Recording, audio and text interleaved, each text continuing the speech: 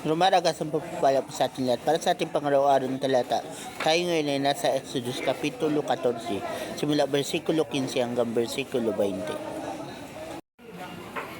Sinabi ni Yahweh kay Moses, "Bakit mo ako tinatawag? Palakarin mo ang mga Israelita, itapat mo sa ibabaw ng dagat ang iyong tungkod. Mahahati ang tubig at matutuyo ang lalakaran ninyo. Lalo kong pagmamatigasin ang mga Ehipsyo at pasusundan ko kayo sa kanila. Ngunit doon ko sila lilipuloyin ang mga Ehipsyo, ang mga kawal ng Paraon, pati ang kanilang mga karaway. Ipapakita ko sa kanila ang aking kapangyarihan. Sa gayon, malalaman ng mga Ehipsyong iyan na ako si Yahweh, ang anghel ng Diyos na pumapatnubay sa paglalakbay ng mga Israelita ay nagpatihuli sa kanila. Gayon din ang haliging ulap. Ang ulap ay lumagay sa pagitan ng mga Israelita at ng mga Ehipsyo at lumatag sa ang kadiliman. Dumating ang gabi, ang mga Ehipsyo ay di makalapit sa mga Israelita.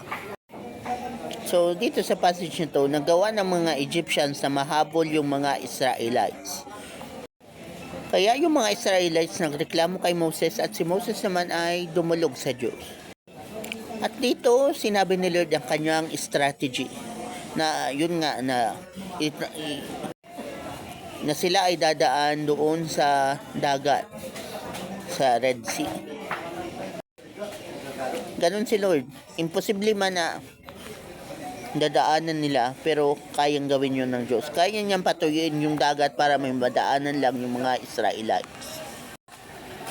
So, yun ang strategy niya. At ikalawa, yung haliging apoy o haliging ulap na pumunta sa kanilang likuran. Kasi nga, nasa likod na nila yung mga Egyptians. At ganun nga si Lord. Kumbaga, kung may kinakaharap ka man ngayon ng mga Egyptian sa buhay mo, kung sino man sila or tao man sila, so ipaglalaban ka rin ng Diyos, huwag ka lang matakot. Kasi yung mga strategy ni Lord ay mas powerful or mas effective kaysa sa mga strategy na mayroon tayo. At yung command niya, strategy yun para manalo. At syempre para mag-glorify ang kanyang pangalan. So dito, ginawa ni Lord ang lahat para lang maprotektahan ang mga Israelites. So sa ngayon, gagawin rin ni Lord ang lahat para maprotektahan ka lang. Kasi ganun siya noon, ganun pa rin siya ngayon.